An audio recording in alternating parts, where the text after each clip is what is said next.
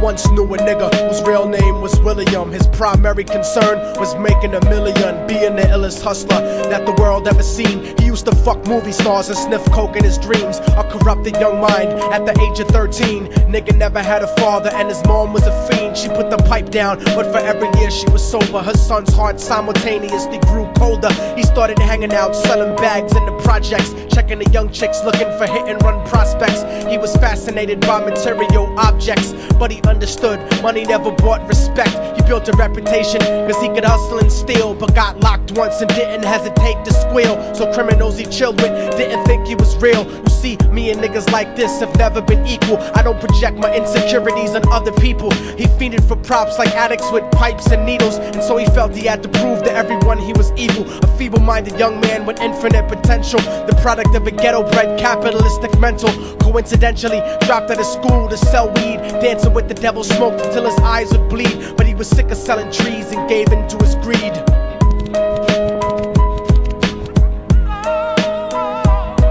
Everyone tryna be trife, never face the consequences. You probably only did a month for minor offenses. Ask a nigga doing life if he had another chance. But then again, there's always the wicked that knew in advance. Dance forever with the devil on a cold cell block. But that's what happens when you rape, murder, and sell rock. Devils used to be gods, angels that fell from the top. There's no diversity because we're burning in the melting pot.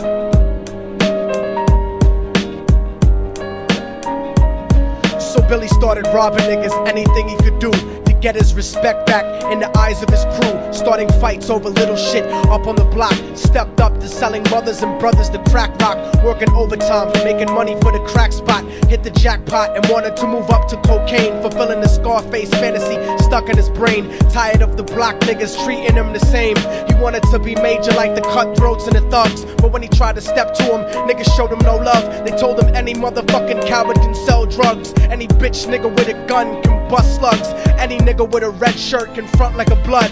Even Puffy smoked the motherfucker up in the club. But only a real thug can stab someone till they die. Standing in front of them, staring straight into their eyes, Billy realized that these men were well guarded, and they wanted to test him before business started. Suggested raping a bitch to prove he was cold-hearted. So now he had a choice between going back to his life or making money with made men. Up in the sight, his dreams about cars and ice made him agree a hardcore nigga is all he ever wanted to be. And so he met them Friday night at 2:45.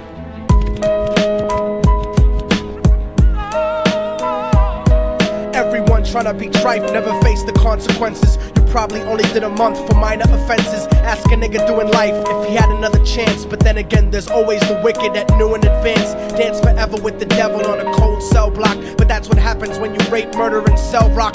Devils used to be gods, angels that fell from the top. There's no diversity because we're burning in the melting pot.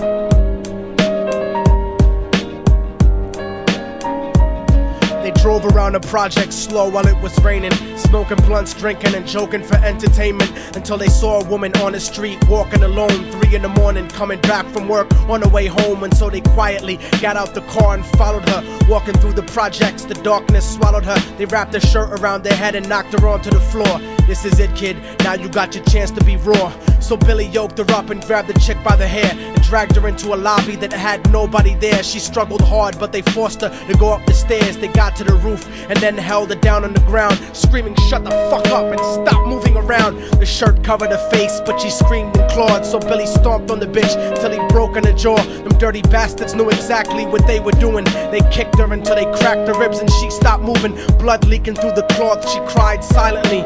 And then they all proceeded to rape her violently. Billy was made to go first, but each of them took a turn, ripping her up and choking her until her throat burned. Her broken jaw mumbled for God, but they weren't concerned. When they were done and she was lying bloody, broken and bruised, one of them niggas pulled out a brand new 22. They told him that she was a witness for what she'd gone through, and if he killed her, he was guaranteed a spot in the crew. He thought about it for a minute, she was practically dead, and so he leaned over and put the gun right to her head.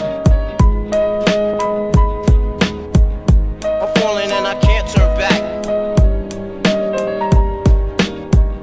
I'm falling and I can't turn back. right before he pulled the trigger and ended a life. He thought about the cocaine with the platinum and ice, and he felt strong standing along with his new brothers. Cocked the gat to her head and pulled back the shirt cover, but what he saw made him start to cringe and stutter, cause he was staring into the eyes of his own mother. She looked back at him and cried cause he had forsaken her. She cried more painfully, and when they were raping her, his whole world stopped. He couldn't even contemplate. His corruption had successfully changed his fate, and he remembered how his mom used to come home late, working hard for nothing, cause now what was he worth? He turned away from the woman that had once given him birth, and crying out to the sky cause he was lonely and scared, but only the devil responded cause God wasn't there. And right then he knew what it was to be empty and cold, and so he jumped off the roof and died with no soul. They say death takes you to a better place, but I doubt it. After that they killed his mother and never spoke about it. And listen, cause the story that I'm telling is true, cause I was there with Billy Jacobs and I raped his mom too. And now the devil follows me